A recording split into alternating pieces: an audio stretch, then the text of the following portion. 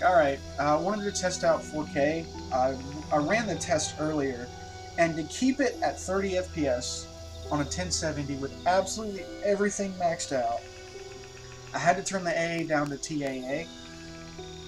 But as you're going to see in a moment, that really doesn't matter. Again, only thing I have cut off is motion blur and depth of field, because I just don't like my screen covered in Vaseline. Thank you very much. Like everything looking nice and sharp. So we're going to go back to our little area and run through again, so you can see the difference. And it's really sharp. You'll notice that the frame rate's lower, because we'll be running at 30 instead of 60. But man, is it really sharp. Yeah, you don't really need that much any aliasing, if any at all, for 4K. It is gorgeous. And if you have an HDR display like I've got, it's pretty awesome. So if I'm being completely honest, if you've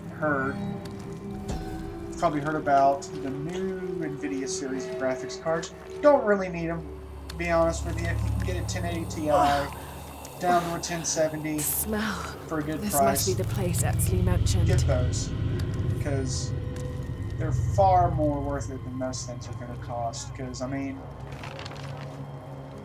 I think the cheapest of 2070 is going to go for... Steady, Lara, for the lower card version that has less of the RTX crap on it is $500. Yeah, and that, no, I can't recommend that. Even as a PC hardware enthusiast, I can't recommend anybody doing that. Like, I myself will probably go up to a 1080 Ti.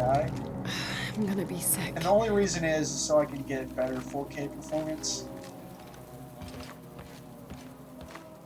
Because I already get pretty good performance considering that I'm running absolutely everything maxed out in this game.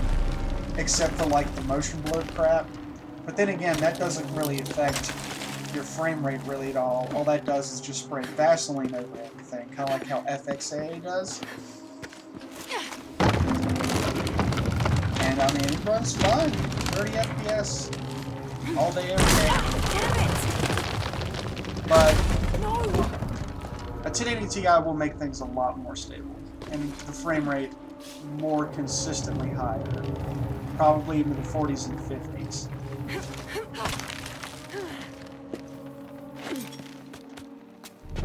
Essentially, getting games to run okay, take it like slow. I do with 1080p. But the cool thing about 4K, you don't need any aliasing really at all, because all I have is basic TAA on, and it looks sharper than the 1080p with the ridiculous SMA by 4. Just grab it right. Woo! First try. You can do this. Even though technically I've done that, like, I don't know how many times at this point.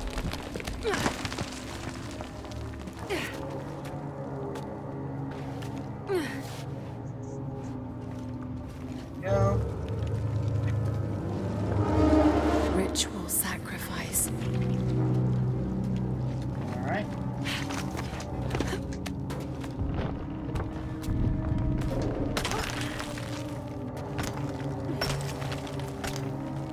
It'd be cool if there was a way for me to record some HDR footage for those who have HDR displays.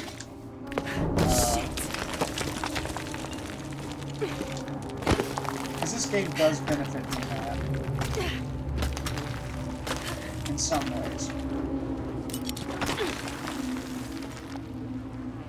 Getting it to lower all the way down without having to drop like that doesn't always work, but that's okay. Great. You can drop without killing yourself there. Just kind of nice. I guess I have no choice.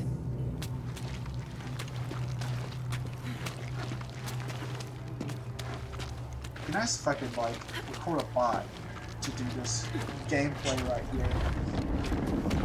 Because I only have to kill one enemy, and it's a static enemy that doesn't move, so not impossible to replicate.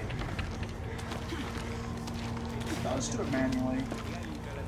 Old school way.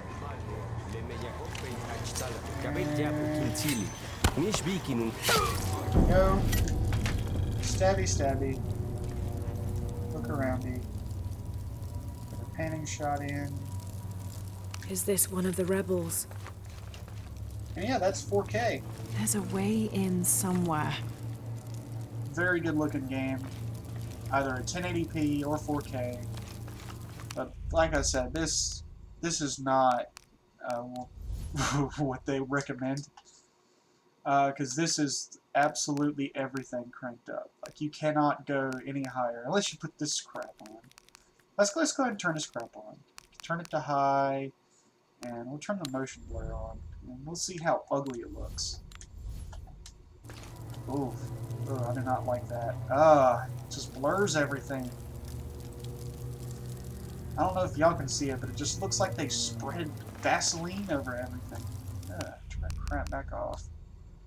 Doesn't really affect the frame rate, but the overall look of the game just looks awful with that crap on. Some people like it.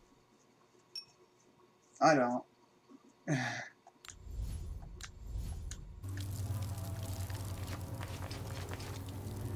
Everything else, though, we're good. Alright, I'm out of here.